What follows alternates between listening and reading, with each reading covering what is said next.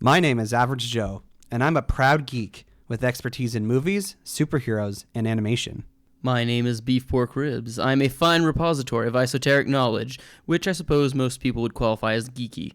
Though I dabble in many fandoms, my main areas of expertise are anime, movies, and Belgian comics, with a strong recent insurgency of D&D. Our mission is to bring nerd and geek culture to the masses by sticking it all under the microscope. Welcome to the Bat Jar Podcast.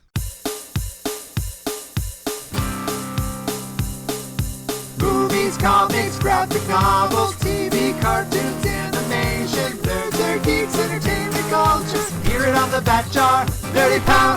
Nerds and geeks, come gather around the scene. Come and join us in the Bat Jar. Come and tune into Average Joe and his team. Lots of room here in the Bat Jar. When the newest nerdy news drops, these podcast pals put it under the scope. DC, Marvel, Disney, Star Wars, cinematic, multiverses, mega Christmas, strangest franchise. Hear it on the Bat Jar, Nerdy Power.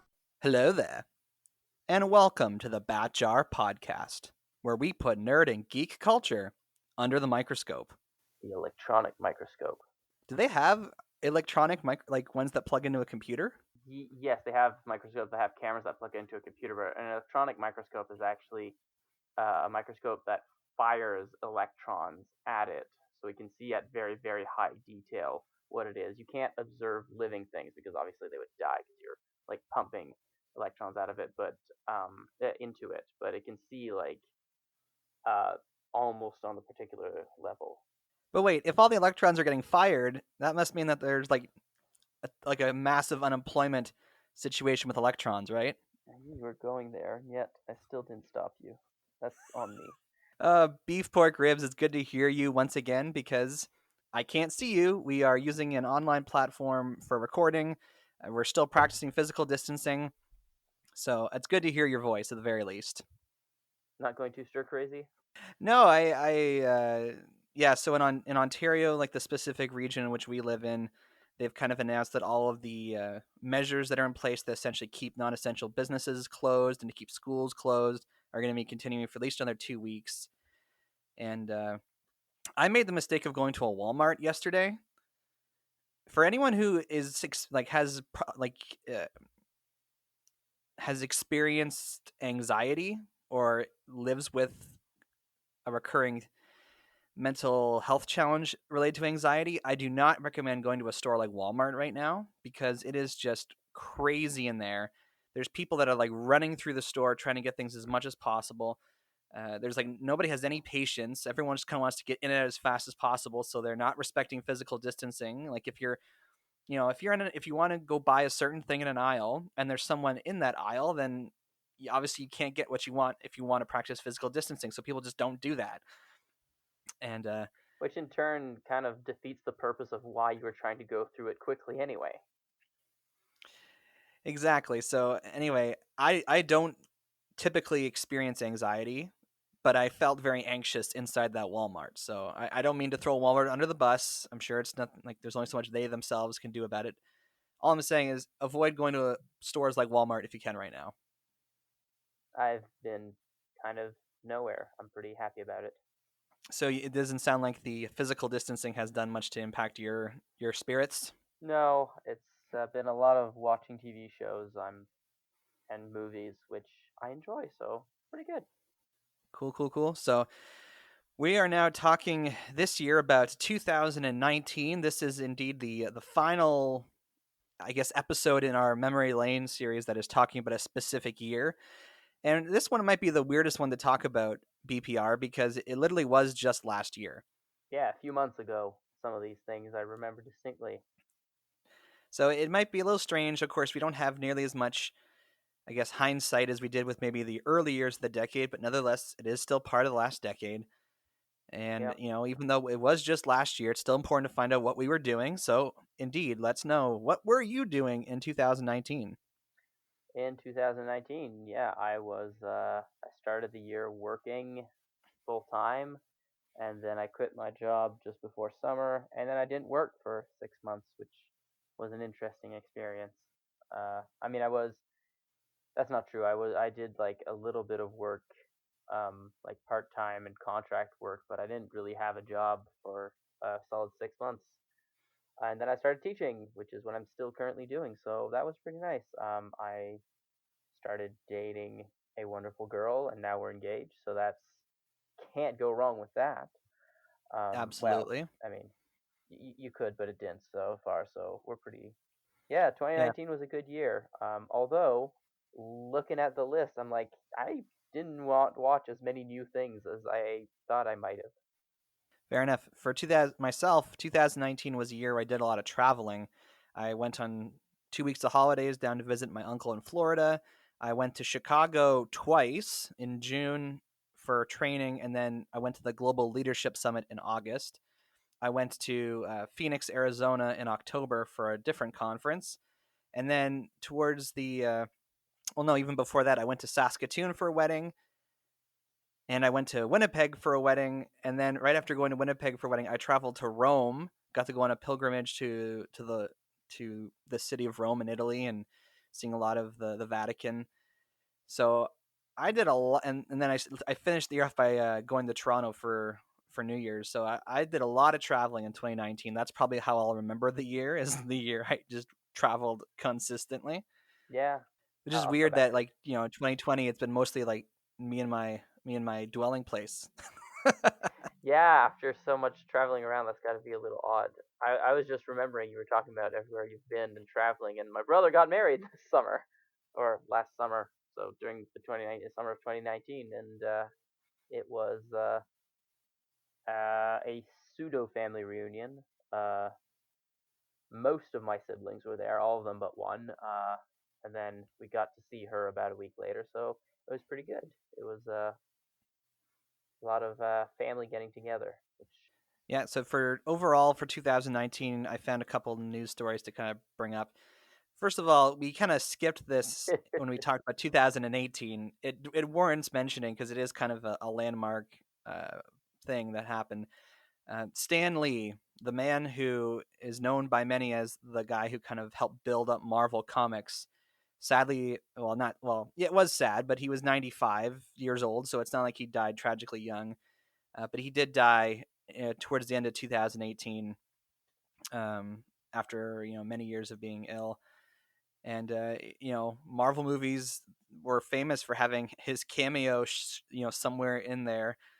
And I didn't meet him, but I did see him speak once when I was in Toronto. It was his last Canadian appearance in 2016, and even then, like you could tell that he was very old. Like he needed someone to help him walk up the stairs to the platform he was going to be speaking on, and he had a hard time hearing people. But what he did say, even then, it was like as if he was full of energy and full of life, and he did a lot of influential things. So he will definitely be missed. yeah. I mean, I remember everybody and the whole fuss that was made. I kind of when I realized you put it on the list, I'm like, oh yeah. It also feels like it had been a little longer. I don't know why, but it was like it had such an impact, and it feels like people have been mourning it so long, and yet it's been a year and a half now. It seemed like it's been longer than that that we live in a world without Stanley, but maybe that's just me. Yeah, so I'll give his actual death a bat noogie, but then his overall legacy and the way he's remembered a bat cookie. Oh yes, definitely the same. In 2019, Rotten Tomatoes kind of did a bit of a mini overhaul. I don't know if you're familiar with this BPR, but when Captain Marvel was being released, back then on Rotten Tomatoes, you could essentially give a movie like a percentage based on how excited you were to see it. And before Captain Marvel, like I think it was like 3 weeks before the movie was actually released, the percentage for like want to see it was like 40%. And Wow, so and like it basically suggested that certain groups of already people had were going on, decided. yeah, were going online and they were like kind of campaigning against the movie by like trying to do everything they could to make it do poorly. And so in response to this, Rotten Tomatoes changed the way that regular people are allowed to uh, evaluate movies. You now have to be a verified user, and you have to somehow provide evidence of the fact that you saw the film before anybody could just go on there and give an audience rating for a movie, and it would get factored into the audience score for the film. But this specific instance with Captain Marvel forced them to kind of rewrite their programs for their website. Yeah, and I mean it's an interesting. I mean, I think it's warranted and it's needed, especially because more and more of these situations where like something, you know, websites being DDoSed or fan bases trying to redo something. I mean, it has done some good things or goodish things when we talked about the Sonic the Hedgehog movie, but it also is something that we have to be more and more wary about, especially because the online opinion and early reviews can make or break a movie these days. Because basically, almost nobody goes to see a movie without having seen a trailer and probably read some reviews as well. I know for myself, there's a lot of movies like I saw the review for before watching the movie, and it did definitely influence whether or not I was to see it in theaters. Yeah, and a lot of again, I don't know how you can prove this, but a lot of the thought around why people were hating on Captain Marvel is because she was a female superhero. So that whole situation, I'm going to give it a big old bad noogie. Yeah, Bat Noogie, but Bat Cookie, like, good on Rotten Tomato for trying to fix something, like realizing there is a problem with their interface and being like, okay, how can we make this better? How can we fix it? Right? Yeah, that's It's just too fair. I'll bad give it took an extreme situation to get there. 2019 is where we really start to see the competition for Netflix in the streaming world come alive. So this year they announced HBO Max, which is going to launch in this year in 2020, and then both Disney Plus and Apple TV Plus launched as new streaming services. So we're really in the era now where it's not just Netflix who produces content for streaming. It has, as the decade went on, we saw that more and more competition came about. But now we're getting to the point where there's going to be upwards of 6 or 7 major streaming services this year. Yeah, but I think it is also because Netflix was the first one there. I mean, I remember when Netflix was like basically mail ordering movies or like putting them in those big red boxes. Do you remember Yep, those? I remember. I vaguely, yes. Yeah, so like they had the advantage of being by far the first ones there and like, you know, to already be early in the game.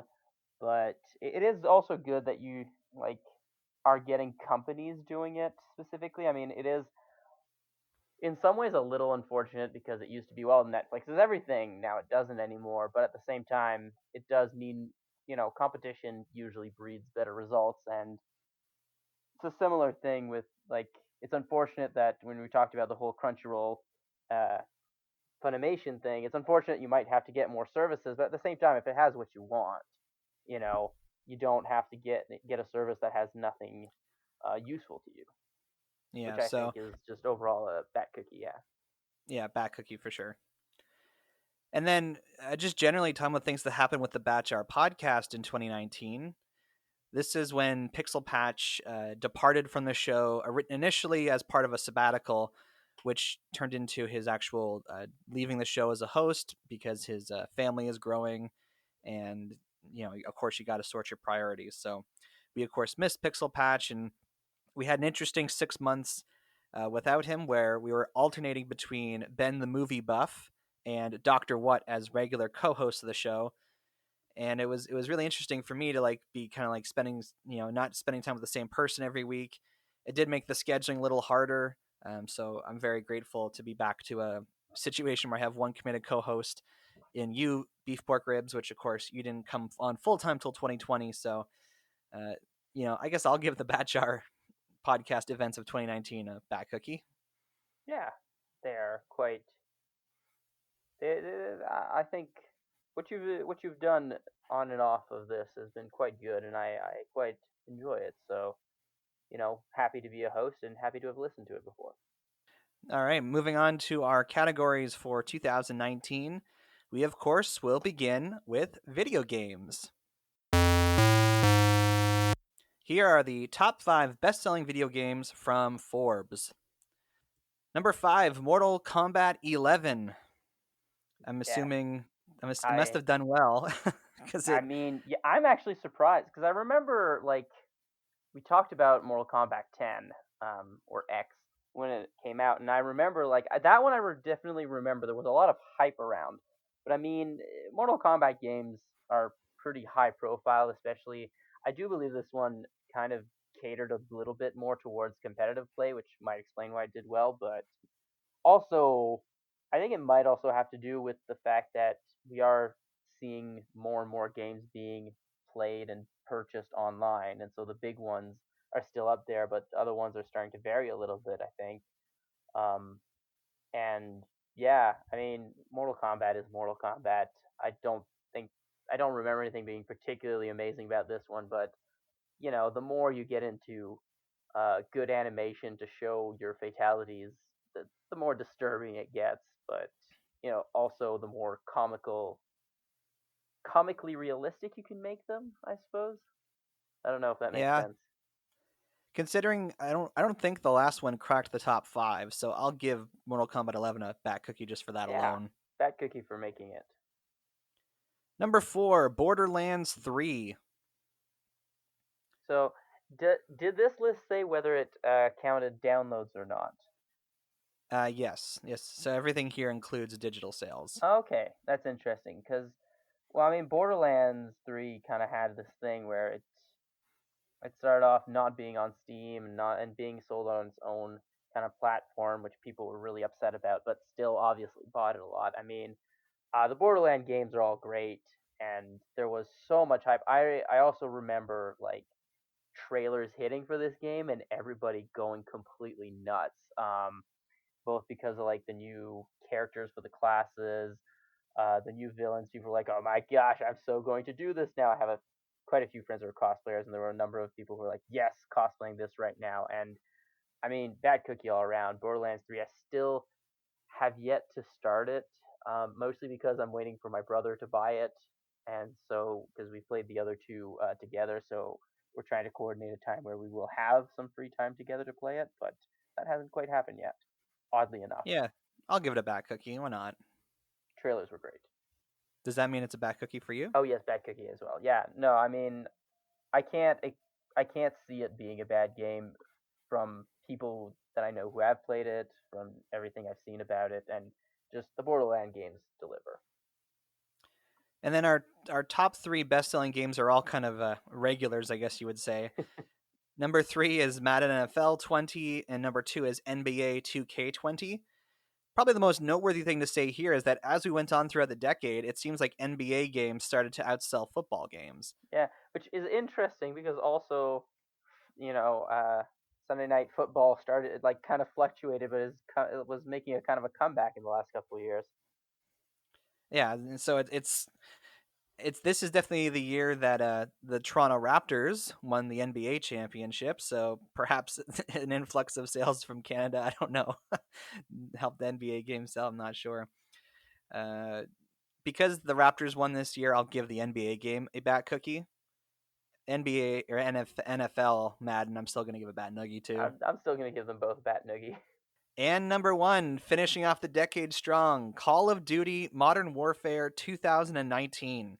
No surprise. I mean, they stopped giving the names. I feel like maybe this is a sign that Call of Duty is just gonna go into the EA Sports bandwagon and just have a new game every year and give it the name of the year. Yeah, it's I think of Call of Duty almost like the MCU in the fact that it has like this kind of like overarching franchise, but then they have all these sub franchises within it. And Yeah, so like the Modern Warfare franchise, I mean everything Call of Duty seems to do really well, but the Modern Warfare one, I guess it's the one that's most close to modern day, so perhaps there's a certain appeal there. Who knows? Unoriginal title though, so I'm gonna give this one a 2-finger bat noogie. I'll give it one finger back noogie, just in case I'm right and that it does start a new trend, and then it might change to a sensation bat cookie if we do 2020 at some point. If I'm still the host in 10 years and we do this again. Um, Most played games on Steam. Number 5, Dota Underlords, which I assume is some kind of spin-off of Dota. Unless I am very much mistaken, Dota Underlords. I'm just gonna double check. Yeah, okay. Dota Underlords is I know it for what its equivalent for League of Legends is because I don't play Dota. But yes, Dota Underlords is an auto chess style game. Okay. Do you know what auto chess games are? No, and I'm sure Basically, you many of our place listeners down don't. pieces, and they have a preset. They have preset moves, and then you just run the and a kind of battle simulation, and the pieces move and do whatever they're supposed to. So basically, you get League of Legends did copied it basically, but it became more successful. Uh, in its team fight tactics, but basically you have like characters from the game, and you get to choose which one you buy, and then you place them on the field. If you get three of them, they upgrade, and then you get three upgrade the second time, and you let them basically you place them where you want them to be, and then they start moving towards other enemies and start fighting. And the Yeah, point this is to doesn't have sound like something. yeah, the point is to have like there's strategy on where you place them because assassins will jump to the back. I don't know exactly how Underlords does it, but in Teamfight Tactics, assassins always jump to the furthest person away from them. Tanks tend to stay close to the range people. Like you don't want to have all your front loaded damage right at the front because it might get attacked, but you don't want it all the way at the back because the assassins might jump in. So it's an interesting kind of. It's a lot more tactical and it's turn based, which is something that Dota and League of Legends don't have. They used to have things where like, well, you have to be playing the whole time. Whereas this is turn based, so you got a bit more leeway. Bat Noogie for me. I don't think I'd enjoy that. I'll give it a bad cookie. I actually quite enjoyed Teamfight Tactics, which is basically the spin-off of it, and like it gave a new way to enjoy kind of people, especially people who like the lore and who like the characters, but just weren't able to commit like the time and effort to learn everything. But it also kind of rewarded people who already knew basic game mechanics. So I'll give it a bad cookie, like full on. Number 4, we have Counter Strike Global Offensive, and number 3, Dota 2. These games have kind of shown up in the every year for this most played list, but Counter Strike seems to be losing some steam here. So I'll give Counter Strike a Bat Noogie, and Dota 2 because you don't like it, I'll give it a Bat Noogie. I, I I don't like either one of them very much, so I will give them a bad noogie. But I do think it is interesting that Dota 2 went ahead because like it is less, as far as I understand, less popular competitively, and also it's I don't know. It's weird that like a kind of a more of a battle arena type game is beating out a first person shooter because shooters have, as we've seen with like Grand Theft Auto and all the Call of Duty and the Battlefield game dominated the industry. So it's nice to see that maybe we're moving away from that a little bit. Number 2, we have Destiny 2, which I'm surprised by because I don't remember it doing very well sales wise. It made the top 5, but the fact that it's being played a lot, I guess, says something. Yeah, I don't know. But it's also a few years later. Maybe who knows? Maybe it was one of those things that was very expensive when it came out, and people were like, not paying that much for that game, or which is more likely, I think, the downloadable content made it kind of hold as a game and made it more accessible or added things that people were like, yeah, no, we're going to keep playing this. Hmm. I do think I'll it give it has more of an RPG feel to it, so it makes sense. I'll give it a back cookie. And to my surprise, the number 1 most played game on Steam was Sekiro: Shadows Die Twice. I have Never heard of it no idea before. what that game is. Never heard of it. Yeah. I was really hoping you would know what it was. Well, Uh, I'm looking. No, it looks similar to some other games that were like kind of. It looks like it's in the same vein as other games that are like basically first person shooters but medieval. So it's not like shooters. It's like swords and sometimes like pistols. Um, because yeah, I don't know though. Apparently, it happens during the Sengoku period in Japan, which is always pretty popular because it's like Warring Kingdoms. But I don't know. all right, It has bad some like cookie. first person Dynasty Warriors vibes to it. I'll give it a Thin Station back cookie because it looks cool, but I've never heard of it or played it. All right, indie games from 2019. Griftlands. Never heard of it. Cadence of Hyrule. So I looked up this one. Pixel Pass had mentioned it to me. Apparently, it's like kind of like it's an official spin-off of Legend of Zelda where there's this character named Cadence, and the game's all about music, and Link and Zelda kind of make cameo appearances in it. Oh, nice. So it's like a licensed indie game spin-off of a Nintendo franchise. So I think that's cool. Yeah. Bat Cookie. Yeah, Bad Cookie. It sounds like a pretty interesting game. Time Spinner. I feel like I've heard of it. I think it's one of those like kind of retro side-scrolling games that have been doing very well since like Shovel Knight and Hollow Knight and those kind of things kind of made a resurgence. But never heard of it. I mean, never played it, so I don't know what it looks like. Like I'm vaguely aware of its existence. So I'll Blazing give it a Chrome. sorry, Blazing Chrome. Chrome. What is that? Apparently another indie game that neither of us know about. Oh, okay. I Well, guess let's with go for the Bat Nuggy. Bat Noogie. And then this last one, Steam World Quest: Hand of Gilgamesh. I feel like Steam World Quest is something that's existed for a while that I think I've heard of. No, it's not what I thought it was. Never mind. It looks like an MMORPG game. I don't know. There's a lot of. It seems to be card based as well, so that's interesting. I don't know. I feel like there's a lot of games like that, but I never heard of it. Don't particularly feel like giving it a try, so I'll give it a Bat Noogie. There we go, Bat Noogie. Moving on to TV shows from 2019. What I found interesting, so every year I've been able to find like the Nielsen rankings of primetime TV shows, and they kind of like show the average rankings for the whole season. But for whatever reason, I couldn't find anything like that for 2019. I kept trying different searches, nothing was coming up.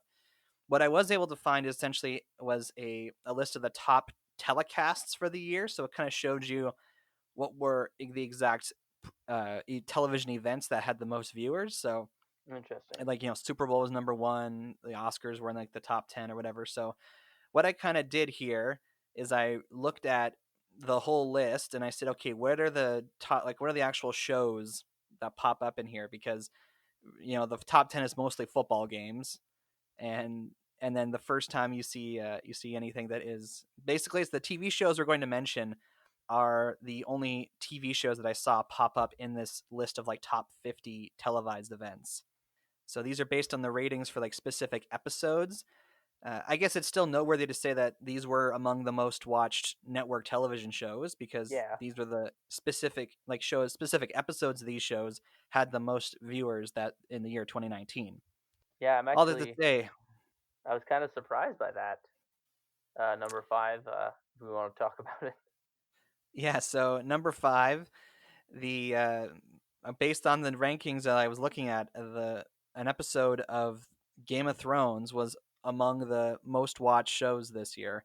See, that's what kind of surprised me because, like, as much as people were very upset by the finale, and I feel like people were just upset about like things that were happening in the last season. I still haven't watched it, but from what I understand, it was just like everything was getting rushed. Things just weren't working, and by the time it got to the last episode, I would have thought people had lost interest. But I guess it was kind of a phenomenon, and people were really hoping at least that the ending would be satisfactory. And I think maybe on some level, people maybe were expecting to have a glimpse into what the ending of the books are going to be like. I don't know, but maybe that's why. But I feel like it's weird that people still watch it, or maybe it's just because there's nothing else on TV these days. Yeah, I never watched Game of Thrones, but I saw a post on social media about the Starbucks cup, about how this like it just seems like a perfect example of how rushed this season was. That there was like a shot in an episode that had someone from the crew left their Starbucks cup on like the table, And it made it on the final and cut, yeah. it made it into the final cut of the show. Which That is just a says a lot. shame because when Game of Thrones started, it was like, yes, it had a shock value that everybody's like, oh my gosh, this is on TV and it has like incest and rape and killing, uh, you know.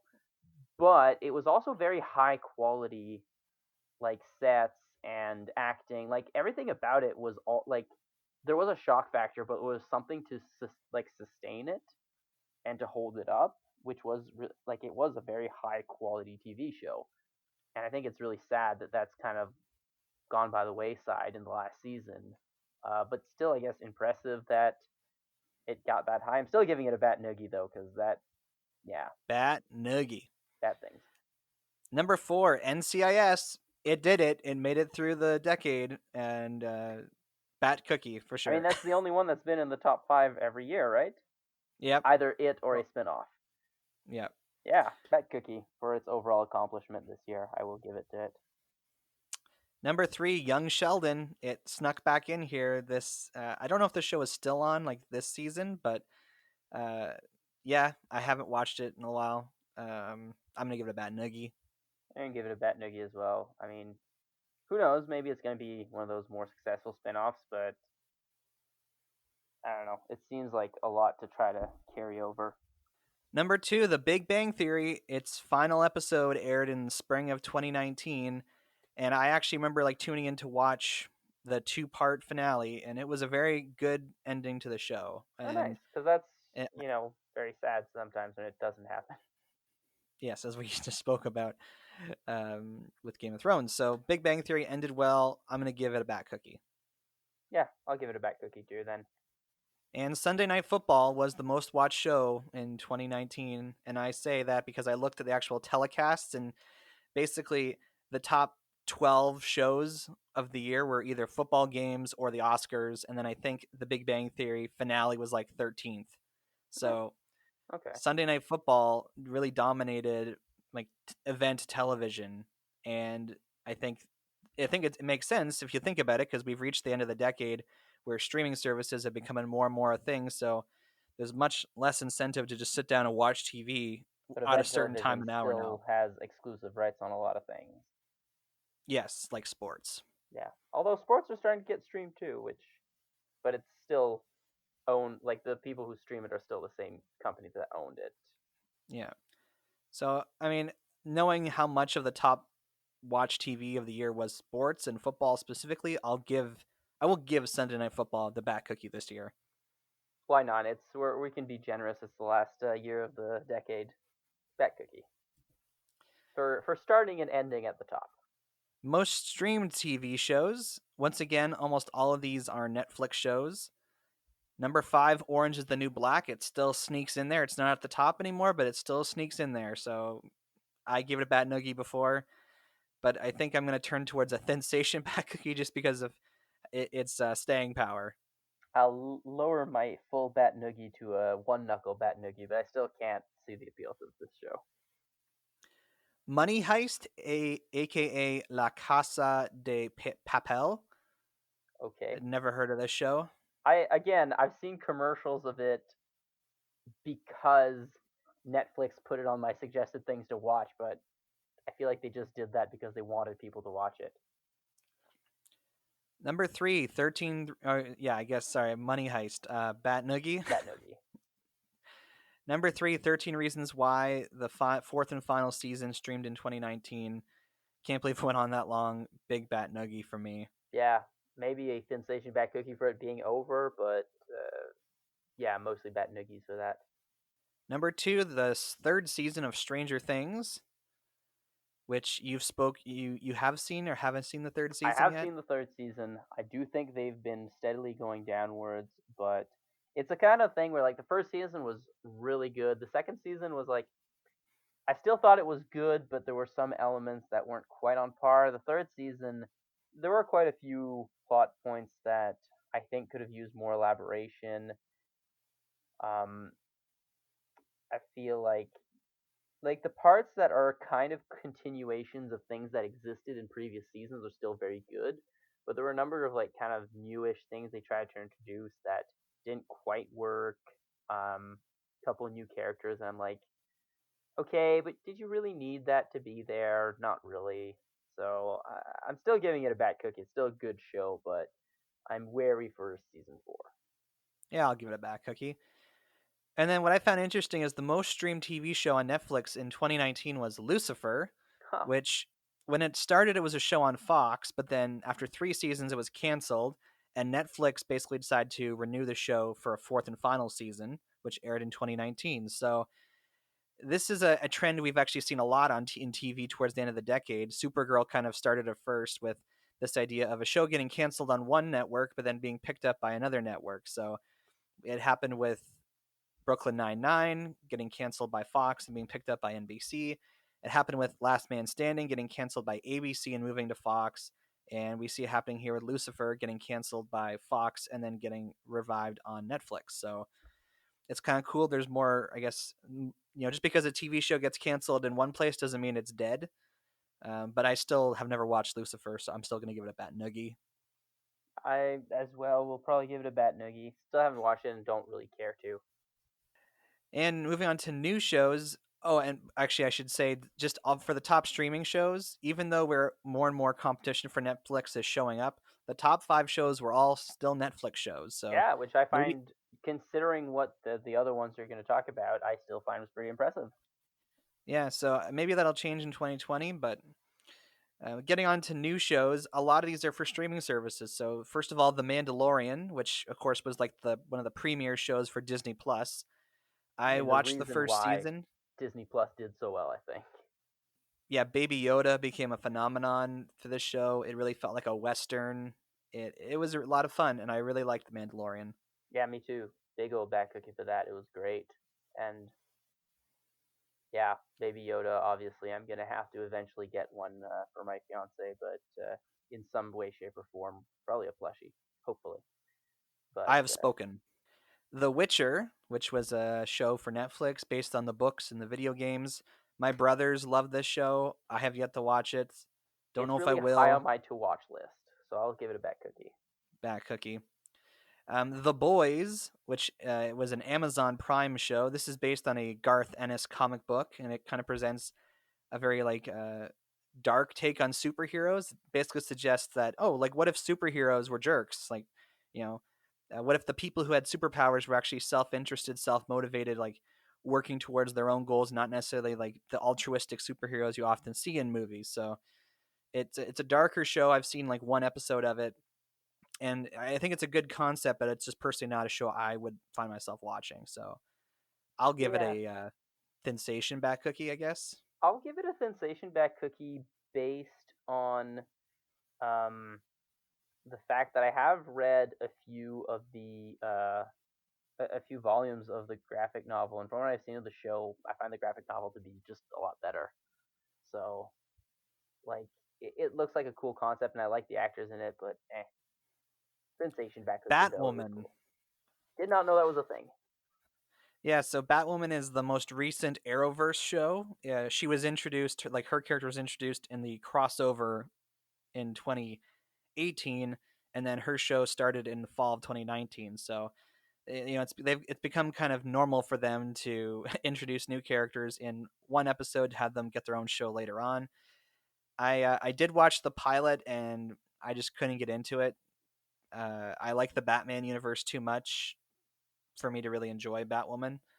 And it's like there's so many other shows. It's like it just didn't hit me in the heartstrings enough. So Bat Noogie.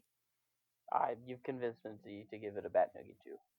So the TV show version of Watchmen came out this year or in 2019. It wasn't necessarily it was like a sequel set like in modern day, like in the universe of the Watchmen comic, but not it's not related to the Watchmen movie. It was produced by Damon Lindelof, who did Lost and The Leftovers. I heard a lot about it, but because it was on HBO, I had no way of watching it. So I've heard it's good, but I haven't seen it at all. I was vaguely aware of its existence, but I thought it was still in the process of being made.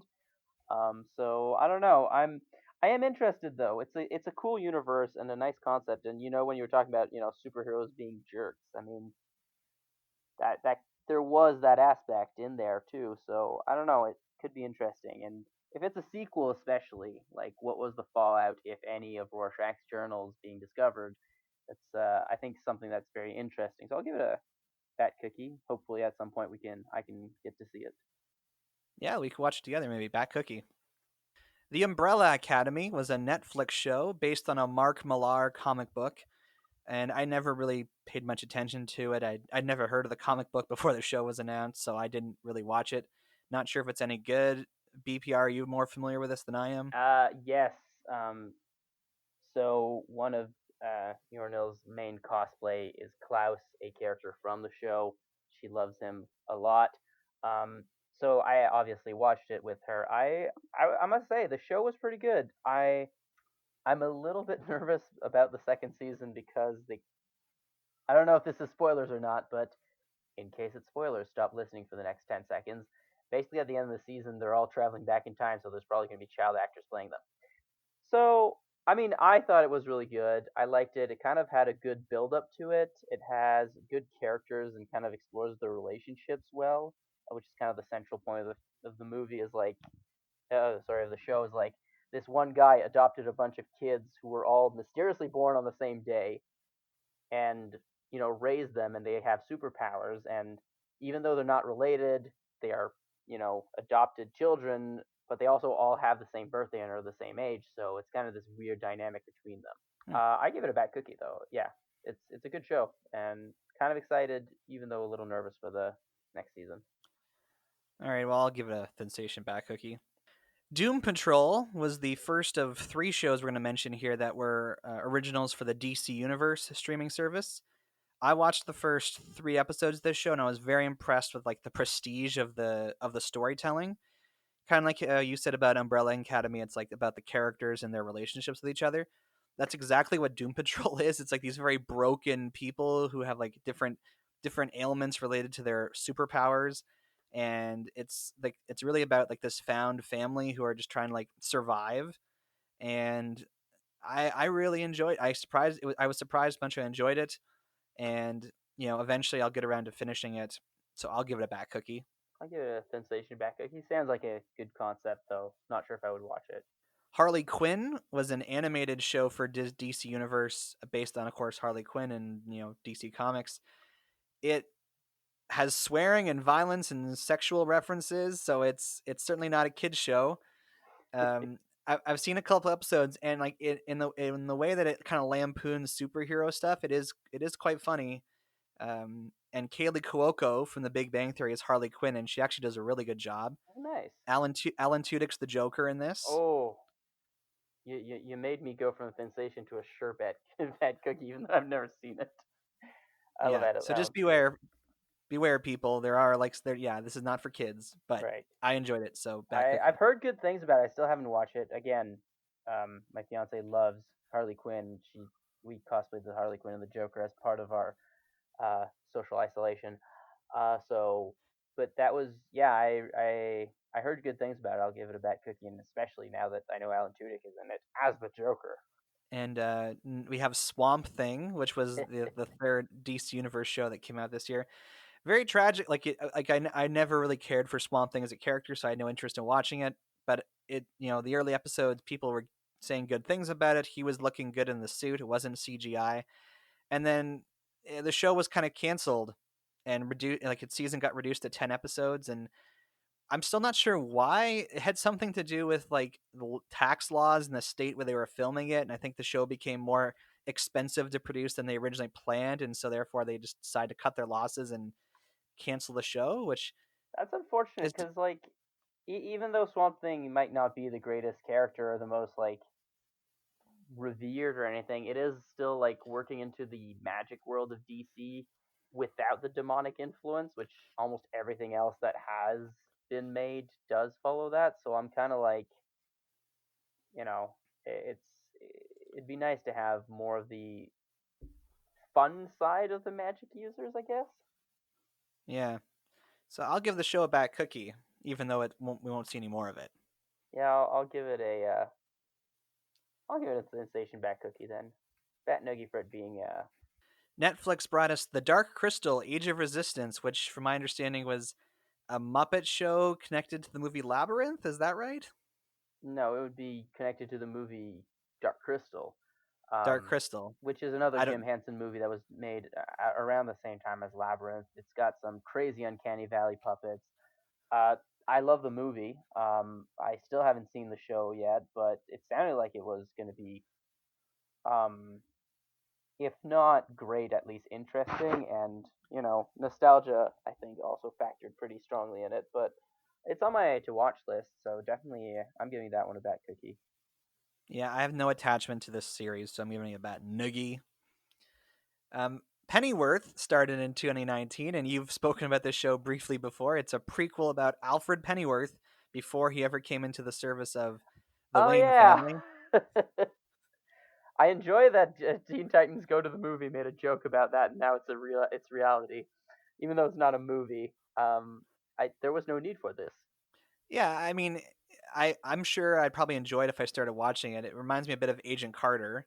It's like a period piece spy show, and knowing that he eventually becomes the butler to Batman is cool. But I just, again, I only had so much time for TV last year, so it just didn't make the list. So it's gonna be a thin station bat noogie for me, like a 2-finger one. Yeah, me too. And then finally, the only show that outside of Batwoman that wasn't made for a streaming service that seemed to be really popular is The Masked Singer. And this is kind of like the new phenomenon right now in like terms of like reality performing shows is you have all these people wearing like ridiculous masks covering their whole head singing, and it's all about like, oh my gosh, I couldn't believe that like that person was a good singer. Have you watched this at all, BPR? No, but it sounds like that. Isn't there another TV show like The Chair, like where literally Oh, there's a person on a the chair singing, voice. and they twist like either they or the judges turn around if they want to see what the person looks like. Yeah, that's The Voice. The voice, okay. The chair sounds a little weird. Yeah, it sounds exactly like that. So I don't know. Then Except they're done. wearing fun costumes and funny Okay, masks. I'm still giving it a bat noogie because I don't really see the appeal in that. But good on them. I'll give it a bat cookie. I've heard people enjoy it, so that's good enough for me. I've heard somebody else enjoys this. And shows that ended in 2019, we have BoJack Horseman, a Netflix show, which you spoke positively of when we first talked about it. Yeah, bat cookie for it. It's depressive in a good way. I don't know. it's it's a weird Okay. way to put it, but I think yeah. All right, I'll give it a bat cookie. Criminal Minds, my parents' favorite TV show, ended in 2019, and yeah, I've enjoyed watching certain episodes of it, but I just find it a little too grim to think that like if you think about it, it's like wow, if there were this many serial killers in the United States, there'd be like the murder rates would be just insane. So it's Yeah, that's um, true. Although it Bat only takes noogie. 3 to be a serial killer, but yeah, I don't know. I never got into it, but I know people who like it. I'll give it a sensation bat cookie. Agents of Shield finally ended or is going to end, and maybe when I'm old and all TV's been destroyed, I'll like have a copy of Agents of Shield and I'll start watching it. But until then, Bat noogie. Wow. Yeah, bat noogie. I could have been a good concept, but eh. Modern Family, a show I've seen here and there. I've enjoyed it when I've watched it, but never followed it regularly. It's like a lot of TV shows for me. Um, it had a good run, so I guess I'll give it a bat cookie. Yeah, sure. And Supernatural, the show that never seemed to die, that went on for like 16 Because the years. characters never seem to die, or they resurrect, or they're reincarnated, or they're possessed. Yeah, either way, I never really got into this, so I for the fact that it went on for so long, I'll give it a bat cookie. I will too. There's a very high chance I'm going to watch it at some point, but I haven't yet, so I'll give it a sensation bat cookie. It did last a long time. All right, so moving on now to anime from 2019. Here is a list of top rated anime based on the website Ranker. Okay. Number 10, Fire Force, a new show from the creator of what's it called? Soul Eater. You can just sort of tell by the art style that it's the same original artist. Yeah. Fire Force is a real like I tried getting into it, but it's a really dumb action show about firefighters who fight fire with fire-based powers. Yeah, I mean, I gotta say, I am a little bit peeved because it does seem to be pretty popular, and if Soul Eater had been that popular, maybe the anime would have actually followed the manga till the end, and I'm really sad about that not happening. But who knows? Maybe people will realize the same artist, and there'll be a resurgence of popularity for Soul Eater. Basically, all I'm saying is that I've watched like maybe one episode. It seemed dumb. Like, just go watch Soul Eater, guys, and Yeah, then read Bat it Noogie. because it's really good. Bat Noogie. Number 9, Mob Psycho 100 Season 2, Bat Bat Cookie. It's The especially like second some of the new season. character development and like the arcs around his like his master slash employer. Yeah, Yeah, it and was like great. there's some really great fights in Season 2, That too. Bat Cookie. Number 8, Vinland Saga, which I've never watched, but I understand it's a show about Vikings. I've never watched it, but I've heard only good things about it. So Yeah, I'll me say too. Sensation Bat Cookie. It seemed pretty interesting. Yeah, Bat Cookie. Number 7, Dororo, which I had never heard of before. Dororo. Yeah, I've never heard of it. No idea what it is. Bat Noogie. Number 6, Doctor Stone. Having never heard of this before the anime was announced, I've been following the anime as it was airing, and I found it enjoyable. It's kind of ludicrous at times, like see how it's basically like it's a weird kind of like post-apocalypse setting where all of a sudden one day everyone on Earth turns into stone statues, and then 1,000 years go by, and this brilliant scientist kind of wakes up somehow, and it becomes this whole like how am I going to bring back everyone who was turned into stone. So there's like a huge mystery element, and like he's like basically living in the stone age, and he meets people who have been like born in the generation since then, so they don't know anything about technology from his time period. It's quite interesting. I've enjoyed it. It gets a back cookie from me. I see. I haven't watched it yet, so I don't really want to make up my mind. Like, I remember the manga was starting to get pretty big, and it was starting to be popular, but then it kind of dropped again. So I don't know. I feel like I'm gonna give it a bit sensation bat cookie, but I don't think I would actually enjoy it that much watching it. I don't know, but maybe that's just me. Also, I just looked up Dororo. Apparently, it's based off of a manga written by Osamu Tezuka. Oh, the Astro Boy guy. Yeah. So okay. So yeah. So I don't know. That suddenly makes it slightly more possibly want to watch, but maybe not that much because he's been dead for a while. So he clearly wasn't involved in the production of this. I don't know. I just thought it was Hmm. interesting that I looked at it and it's like, oh, okay. Number 5, My Hero Academia season 4. This Uh, show this point in the TV show, they really start diving into more of the logistics of like what it means to be a like how the superhero kind of workforce works. That doesn't really make much sense. yeah, It I know what involves you the mean. main characters like working for hero agencies as they're called, and so you see them essentially working alongside professional superheroes, and you kind of see the way that they almost work like private investigators or something, but they have more formal relationships with law enforcement, and you kind of get more into like the politics, like the Yakuza gets involved at this point, but then there's also a group of supervillains, and it kind of gets more into like the, I guess, not necessarily the politics, but the just the realities of that world they live in, that superhuman society, and I found it very interesting. Yeah, I yes and no. I found it interesting, but also I found that's when it was starting to kind of stagnate a little bit, and especially where its larger cast was starting to be more of an encumbrance because it is moving away from like the school setting where having a large cast is really easy and manageable because you've got the whole classes there. Whereas now it was like starting to be like, why should we care about these characters that we vaguely cared about because they were there? Um, Yeah, like it is look, it's a hard thing to do, and I'm not saying that they did it necessarily more poorly than any other show. It's just it is starting to like highlight that fact that they did introduce a lot of characters, and now a lot of them are kind of falling by the wayside because the setting isn't as well. But at the same time, it didn't exclusively focus on Deku, so it's kind of like trying to hold on to the ensemble, but still mostly focus on one character, which I find is just breaking up the focus of the story, which I don't really enjoy. So I'm giving Bat it Cookie. a bet noogie at this point for that, but not like a massive one. It's just I feel like this is where the show and the manga as well is starting to like not be as good. Number 4, One Punch Man season 2. It only took them 4 years, kind of like what my Attack on Titan took a little while to make a second season, and Yeah, unfortunately, I've yet to see this because it isn't on a streaming service I have access to. So I've heard that it isn't as good as season one, at least animation wise. but at the same time, having read the manga, the storylines in season 2 are a lot better. I know this, so I don't know. All right, I'll give it a Thin Station back cookie. Yeah, me too. I mean, Garu's Number in it, so it has to be. Number 3, The Promised Neverland.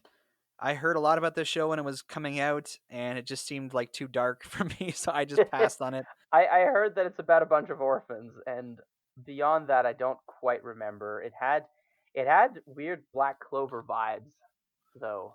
But maybe that's just the design of of one of the main characters being a redhead from like an orphanage or having similar hair to the main character of Black Clover. I forgot his name.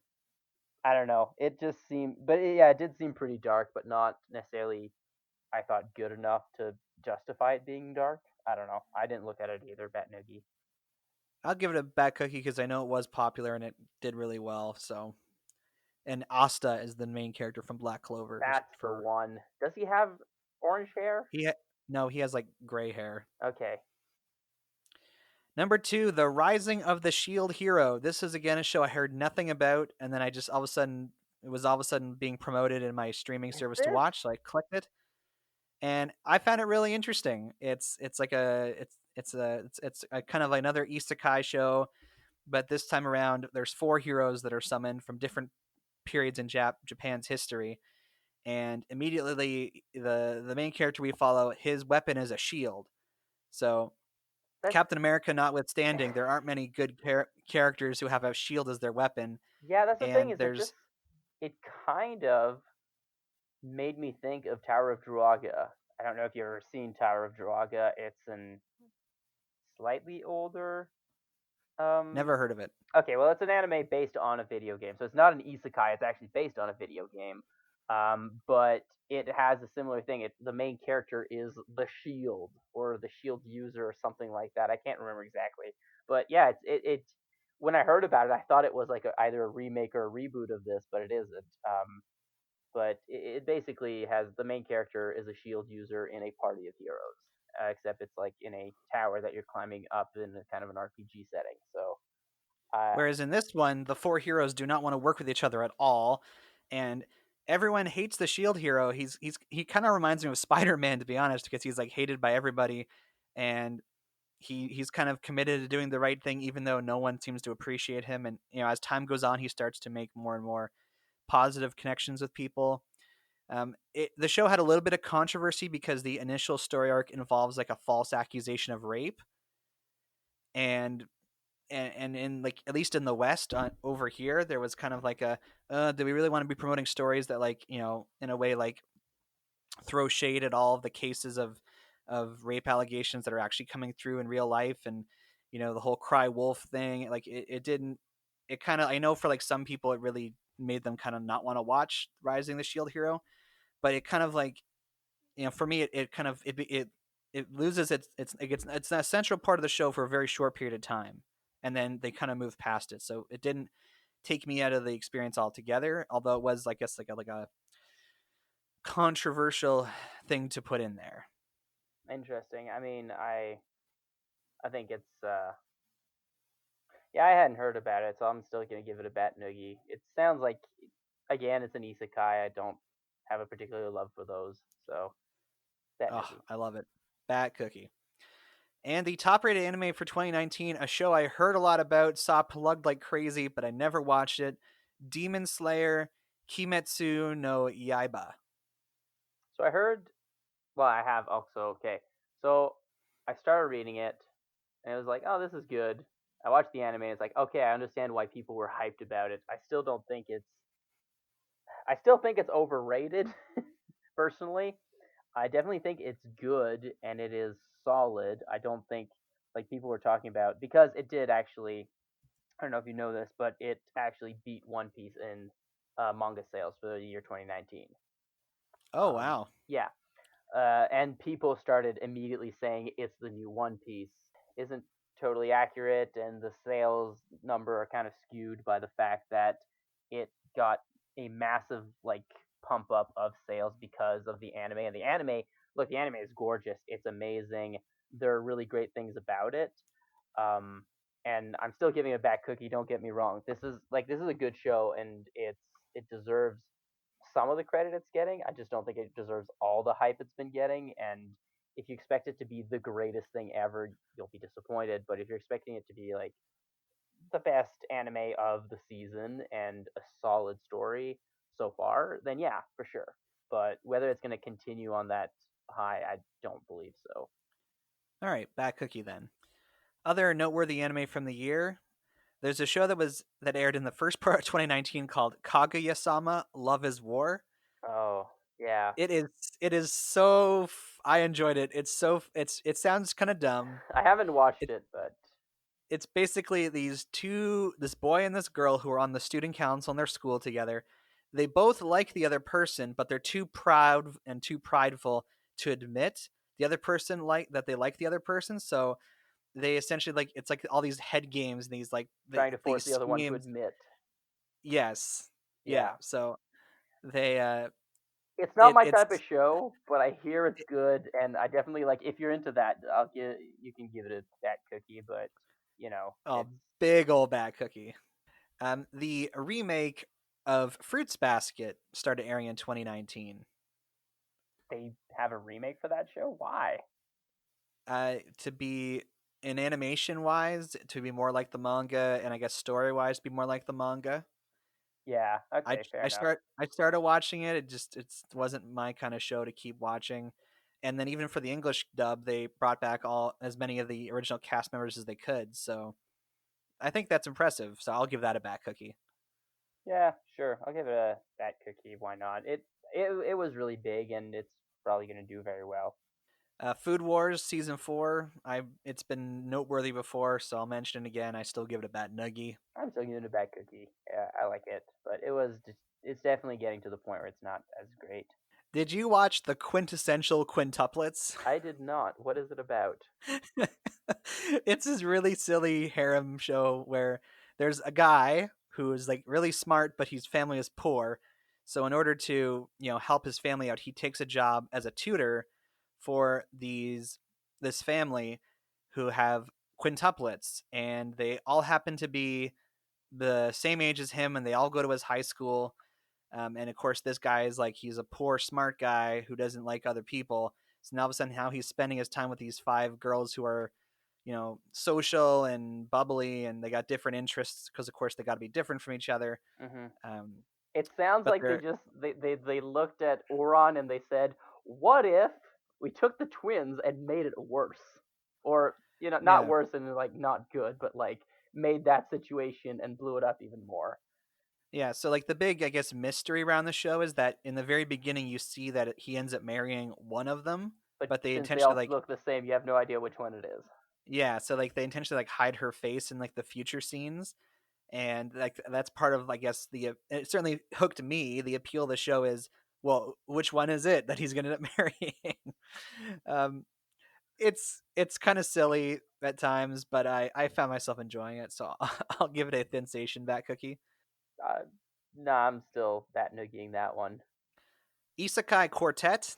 This is a hilarious comedy like Avengers of anime show because it brings together the cast of Tanya the Evil, Overlord, ReZero, and Konosuba into one show, and they're all stuck in a high school. It up until it was a high school show, it sounded like a good concept, but why make it a It's high school show? it's so funny, dude, to like watch all these I different expect it to be isekai quite characters. funny. So I'll Yeah. give it a sensation bat cookie for the concept sounding Oh, good, but it'd be funnier if they were stuck in like a non-fantasy isekai or something like that. yeah. I give it a giant bat cookie, and also props to Funimation and Crunchyroll because they for the English dub they brought over the English actors from like all the shows, and they're not all licensed by the same company, so that took some like coordination to actually have those actors like be in the same show. So bat cookie. And then the last anime show I just wanted to mention because it was on a lot of the lists was Oh Maidens in Your Savage Season, and this is a Okay. show.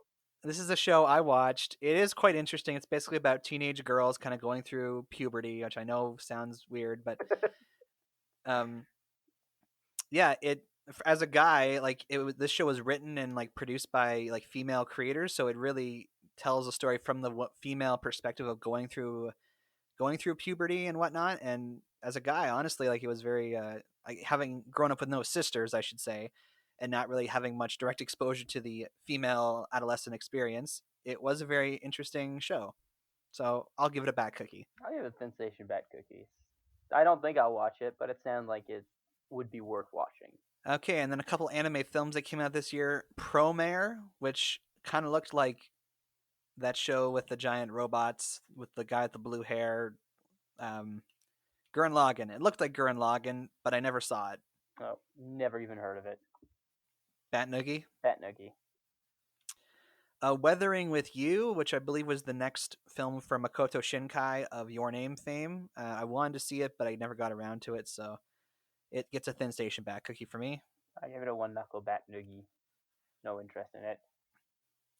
And Code Geass, Lelouch of the Resurrection. I assume since you're a Code Geass fan, you saw this? I did not. Code Geass ended with R2.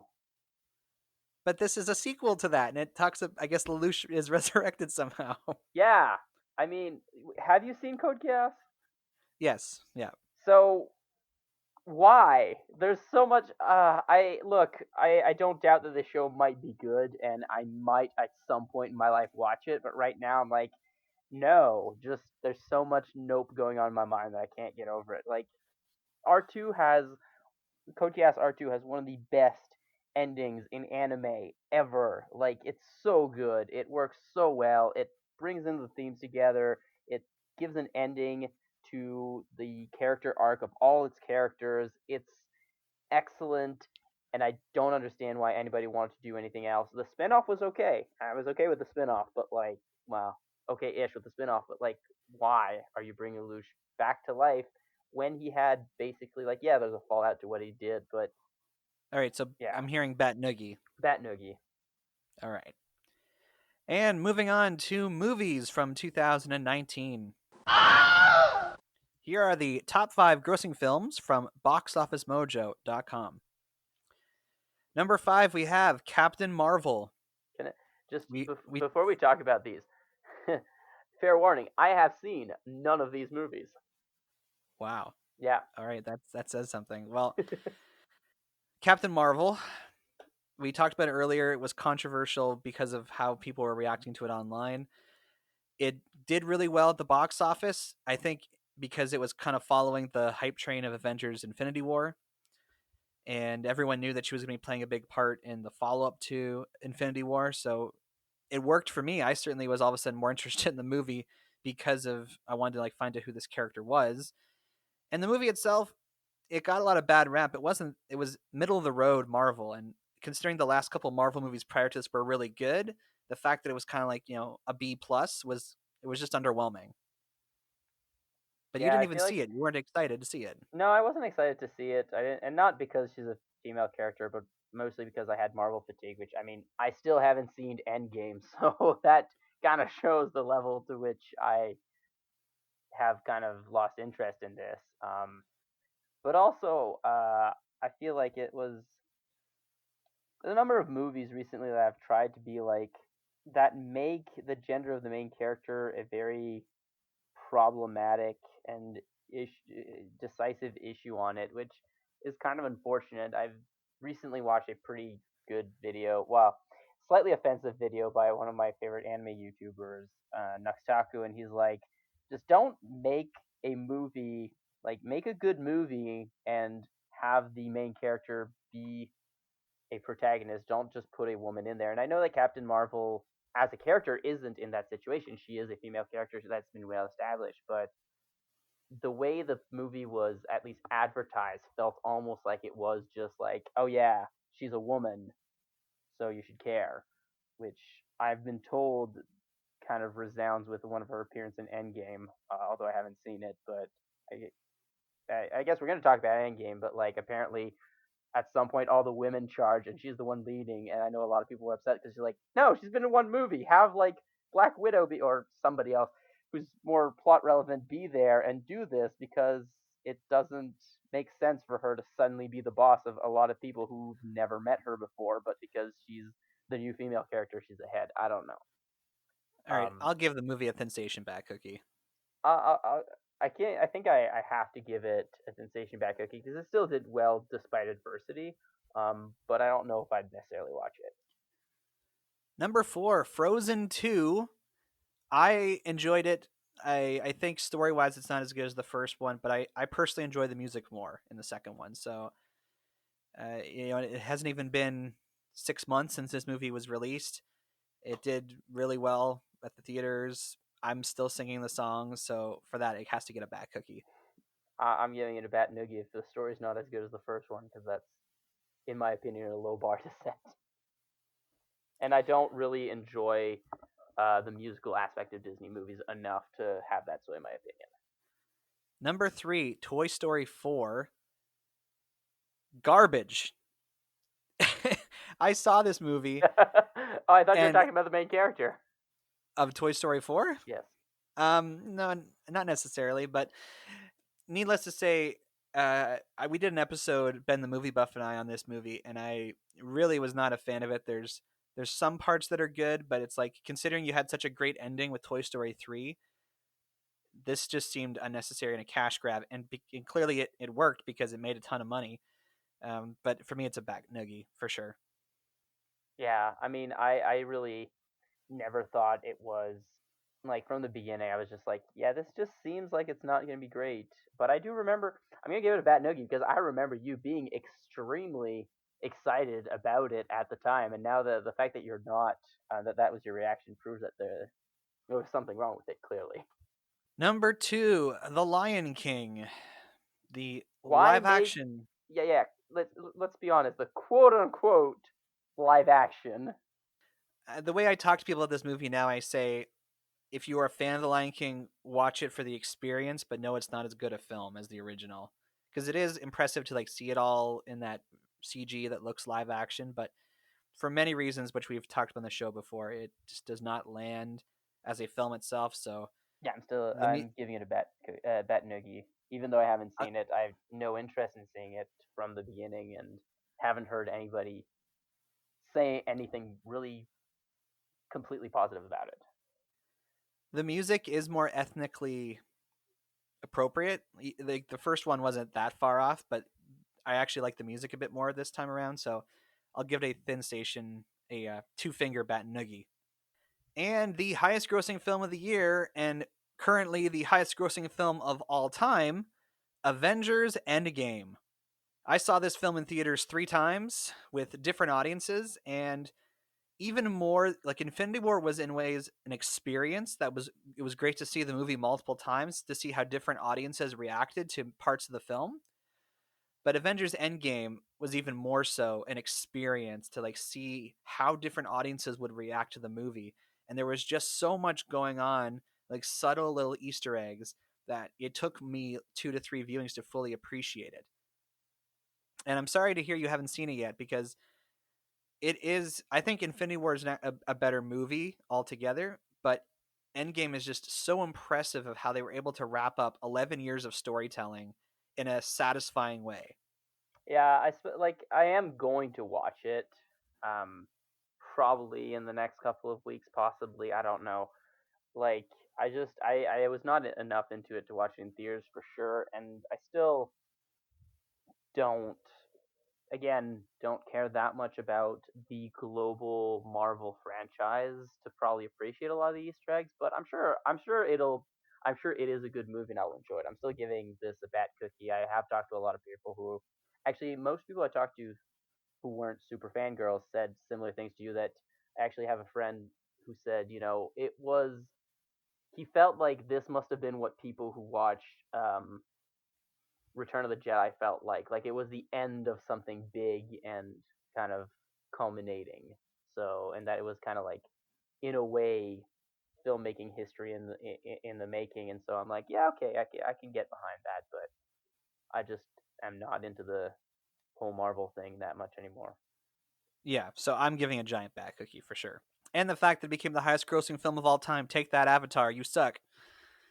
Oh, that felt good to say. Actually, Other yeah. noteworthy If films. nothing else, it would still get a bad cookie for that. Other noteworthy films from the year. In sixth place, Star Wars Episode 9, The Rise of Skywalker, How the Mighty Have Fallen. I still think it's worse Episode, than Last Jedi, personally. yeah, it is jarring in a way how you can basically see watching The Rise of Skywalker all the decisions that were made in response to things that happened in The Last Jedi. And it, as you were to have said in previous weeks, it'll be very jarring down the road to watch this trilogy of films because they're gonna feel like such heel turns from one to the other. Yeah, I I have had actually just finished rewatching the first two trilogies, and I'm like, yeah, and as much as people dislike the prequel trilogy, they work as a trilogy. They work as three movies that have a unified, even though iffy storyline and main character. Like, there's still a lot of problems with them, but they work. And yeah, Rise of Skywalker does not work. It barely works as a movie, and it definitely doesn't work in the framework, like in the frame of Star Wars or in the frame of the two movies that came before it. now I Bad will cookie. give the movie some credit because I was able to enjoy it, and I've heard at least two different people who had like totally like profound spiritual experiences through this movie, and it really did a lot for their own personal faith. So I mean, it can't be all bad if it's able to do that for people. So I'll give it a 2-finger bat noogie. I like how your it can't be that bad still just attenuated the bat noogieing though. Number 7, Spider-Man: Far From Home. Yeah, Now, bat I cookie. should, It was good. yeah, Parts of it were great really, yeah. actually. Overall, I don't think it was as good as Homecoming personally. Um, but I mean, Jake Gyllenhaal was a wonderful Mysterio. It was a good follow up to Endgame, like Endgame Fallout, and still stay close to Spider-Man. So it was like, yeah, no, this is still about him. Um, yeah, Bat Cookie. Yeah, I loved it. Bat cookie. Live action Aladdin. Nope. I enjoyed it. Will I Smith's good. It's good. Bat I cookie. I I I'm gonna give it a thin Bat Noogie because if I eventually watch it and enjoy it, it might become a sensation Bat Cookie, but I don't expect that to happen. Number 9, Joker. Yeah, Bat Cookie for that. I actually really enjoyed that movie. There's things I don't like about it. Yeah, It there are really things doesn't. like I'm not gonna say like it deserves more praise than it got. I also don't think it deserves all the backlash that it got for the way it portrayed mental illnesses or organized crime or Or DC society. Comics. Hmm? It or the way it misrepresents DC Comics. It really doesn't even need to be like anyway. Yeah, I mean I there is that issue with it, but at the same time, the like Phoenix did a fantastic role, even though it's not a traditional Joker. It is a very good character study, and the movie accomplished what it set out to do. So I'm gonna say yeah, Bat Cookie for sure, I'll and I give it really Thin enjoyed it. Station. Thin Station Bat Cookie. It Chapter 2. I didn't see the first one, so I didn't care to see the second one. It didn't do as well financially. I didn't either. I may eventually have to. Uh, Again, fiance loves it, but for now it's a Bat Noogie. Bat Noogie. Jumanji: The Next Level. I want to watch it, but I haven't yet. But I saw it. It's not, to me. They didn't do. It felt a lot of the same. They did some new things, but it didn't feel different enough. It just sort of felt like they were kind of phoning it in. So it's only a Thin Station Bat Cookie for me. okay, I'll give it a sensation Bat Cookie for now. It might end up to a full Bat Cookie if I watch it and like it.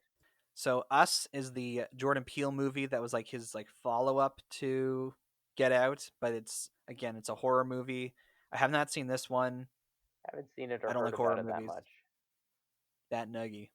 I'll say yeah, Bat Noogie. Hobbs and Shaw, the Fast and the Furious spin-off about The Rock and Jason Statham's characters. I enjoyed it. It's a silly action movie. Big old Bat Cookie.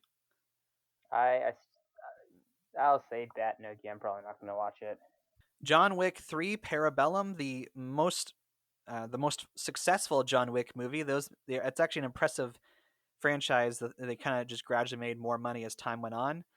Yeah, I Bat have yet to Cookie. see this one. I have not seen all of it yet, but I've seen part of it, and It felt like the rest of the movies, but I wouldn't say necessarily better. I don't think from what I saw, I didn't think it was necessarily better than the other two, but it's definitely good. And it's still a good, like it's solid. It's John Wick. It's working, and the story is still doing something, not just repeating everything I found. How to Train Your Dragon 3: The Hidden World. Even though it had a Blue Eyes White Dragon in it, I didn't end up watching it. I still haven't watched it, but I plan on it. But I mean, it would be really sad if this was like the one thing that wasn't good in the How to Train Your Dragon franchise, because the books, video games, apparently, I don't know, but TV show and movies are all good. So I'm giving it a bat cookie and expectation because I do still want to watch it, and it did look gorgeous and like a good wrap up, but who knows? Bad cookie. All right. Pokemon Detective Pikachu. We watched this together. No, did I we? thought we did. Maybe we did. Yes, because we agreed that it was it was in the top 3 best Pokemon movies ever made. Yeah, I thought this was a good way to do a movie in the Pokemon world. It was kind of like Who Framed Roger Rabbit, but it had like the visual stylings of Blade Runner, but then it was also Pokemon. It was good. Yeah, Bat I liked cookie. it a lot. Bat Cookie, definitely. A movie we saw together. Speaking of movies we saw together, Once Upon a Time in Hollywood. Yeah, I It was good, but I thought it was overhyped. I I did not get it hyped as much. Um, I did think there were parts of it that did drag on a little bit, which like in a way that Quentin Tarantino movies tend to do, but usually don't feel like they're doing it as much. Um, but overall, I still enjoyed it. I thought it was good, and like the last like 20 minutes of it are hilarious, albeit super violent. But again, it's a Quentin Tarantino movie. It's not one of his best. Um, don't think it's his worst either. Um, I personally dislike the Hateful Eight. Didn't like the Hateful Eight as much as it, but like it's if you're going in it with like expectations of it being supremely good, then you'll be disappointed. And I didn't. For me personally, it wasn't very highly hyped, but if it had been, I might have been disappointed. So I'll give it a no, I'll give it a full bad cookie. It's a sensation Bat cookie for me. Shazam! Which I don't think you've seen yet. Yes, I have. You have. Great. I think it's great. I also think it's great. I hope they Personally, follow it up somehow. yeah, it'd be nice. Who knows? But Yeah. maybe Bat cookie. bad cookie for sure. Knives Out, the follow up from Ryan Johnson, director of The Last Jedi. He wisely decided to do a movie that had nothing to do with Star Wars. And Knives Out was really great. I was really impressed by it. I look forward to watching it again at some point. I'm really Bat sad I cookie. haven't seen it yet, but I remember from the first trailer, I was like, I want to watch this movie, and I still do. I just, yeah, there were other things to see in theaters, and then everything shut down. Like this was in theaters like very recently, so yeah, I still want to see it. And now we start talking about some bad movies. First of all, Glass Yeah, that's there. was There would very have been a disappointing. way for this to work, but I don't Yep. know what it is, and this definitely wasn't it. No, Bat and Noogie. Pat Noogie. It's M Night Shyamalan being full of himself again. This is kind of a reprieve from the bad movies a bit, but there's the Downton Abbey movie that came out last year. It finished 31st at the box office. I saw it with my parents. Hey, for a Having movie never based watched, on a TV show, that's not bad. yeah, and having never watched the show, I was able to follow the plot of the movie decently, so it gets a bad cookie for me. I'll give it a bad cookie. It was like, yeah, I think it was pretty good. I don't know. I haven't seen it, but the show is pretty good, and I'm assuming it made a good movie. And Alita Battle Angel isn't bad either. It's average, and considering It it was could very have been better. expensive. Yeah, it was pretty Considering, expensive to make. yeah, considering it was expensive and the source material is actually pretty good, it could have been better. Okay, Yeah, I'll back to give it bad a movies. sensation bad cookie. Yeah. All right, Zombieland Double Tap. I've never seen the first Zombieland, but I First understand this Zombieland, is I liked. Um, it was decent. It wasn't amazing, but it was like if you're in the mood for watching a silly zombie movie, and you've already watched Shaun of the Dead, watch Zombieland. Zombieland Double Tap was just kind of bad. All right, Bat Noogie. Yeah, Pat Noogie. Terminator Dark Fate. It was promised to be the third attempt at redoing or like to bring Terminator back. It's like, all right, yeah, we didn't do well with the fourth one or the fifth one, but this is the one. This is the one that has Linda Hamilton back. And guess what? This It is gonna be the one. wasn't. Yeah, yeah. Like, Finished I haven't 45th seen at the it, but box. like the fact that a Terminator movie would be 45th at the box office means they haven't got it back yet. No, Bat Noogie. Pat Noogie. The 2019 Hellboy movie There was- finished 102nd at the box office. But it was near Christmas. Like it released towards the end of the year, didn't it? No, it aired in April. Oh yeah, you're right. Never mind. Yeah, look. It was awful. I saw think- it. I regretted yeah. seeing it. I did we see this one together? I can't remember. Asian John was there. Were you there as well? No, never mind. I saw it with Nil, but like I think the thing is I originally thought it was a miniseries. And I think that the same actors, the same plot as a miniseries, like 4 or 5 episodes, 45 minutes each, would have worked. I agree. But the movie that we got was a bad movie and did not work. I agree. Bat Noogie. Yeah. Okay, Parasite. It's not a bad movie. It's just it's a film from I think it's South Korea, and it's a story about mental illness, mental health challenges. Oh, okay. And I heard a lot of good things about it. I meant to see it. It was nominated for Oscars. I think it might have actually won Best Picture. I didn't watch the Oscars this year, so I don't know. But I've heard nothing but good things about it, so it's got to get a Bat Cookie. Okay. Yeah, I'd never heard about it, but it sounds good. Yeah, I'll say Bat Cookie as well. I'm kind of sad it wasn't a movie based on the anime Parasite, but then again, maybe yes, that's finishing 107th at the box office. We have Cats. See, this movie did the same mistake as Sonic, but then didn't fix it before releasing it. No. And they promised like a DLC essentially they said, oh, we'll release a fixed version after it's already out. Yeah, I don't understand why you would do that. Like, just delay it. Especially, I mean, in hindsight, it's a particularly bad idea because there were a bunch of movies delayed now. But yeah.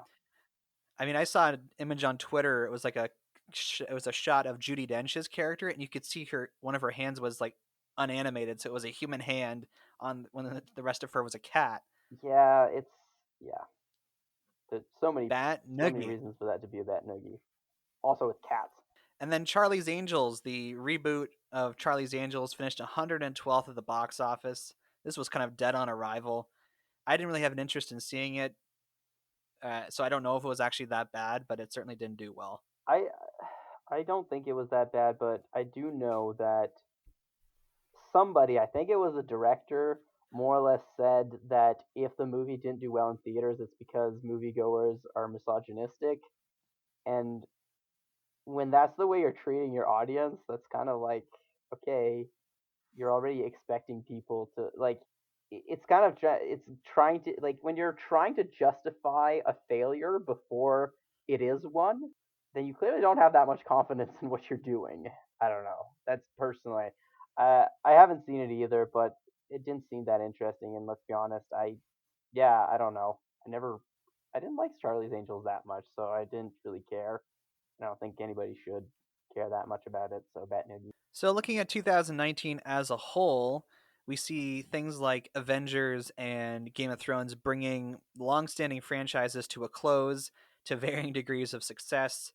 We see the changes of streaming services really taking effect for television, and we see the influence of download and online video games essentially limiting what's popular in physical sales of video games to certain series. So I remember 2019 well. There were a lot of things that didn't work, but there were a lot of things that did work. So on the whole, I would say it was a good year. And I do think, like, I did mention this a few times, like, if I watch it, this will be that. Because I feel like it was a lot easier with some of the other things. Because if, 3, 4, 5 years have passed since the movie's out and you still haven't watched it, you're not going to. Whereas a lot of these, I'm like, yeah, this came out last year. Some of them at the end of the year, I might still watch these, but I just haven't gotten around to it. I think it definitely made this, talking about especially movies a little bit harder. But yeah, I like where we got a good beginning and ending going, and some things did work out. Mostly the highest rated, even though I haven't seen them yet. But I particularly like the amount of like when we're looking at the new shows. There's a lot of good things coming out, and a lot of them aren't strictly for like network television. And we're moving into a time where more independent projects are starting to come to life that work, and I really enjoy that. So it's a Speaking of hopeful look to bringing the future. things, yeah. So speaking of bringing things to a close, why don't you remind our people about how they can get a hold of us? If you want to reach the show, you can send us an email at batjarpodcast@gmail.com. message us on Facebook or message us on Twitter at. The Bat Cookie Jar. You can find the Bat Jar Podcast in whatever platform you listen to podcasts, including YouTube. Please give us a rating, write reviews for our shows, and share our posts on social media. This will help us to bring all people inside the Bat Jar. Yes. And next week is going to be the final episode of our Memory Lane series. We're going to call it the Decade in Review, where we basically, take a look back on our look back, really take a stroll down memory lane, as it were, looking at the last decade and, kind of coming to some conclusions about what has been popular and what has worked and what has been the trend of nerd and geek culture for the last decade, really putting things under the microscope, if you will. And until next time, I'm Average Joe. And I'm E. Fork Ribs. Catch on the flip side. And beware of rogue electronic microscopes.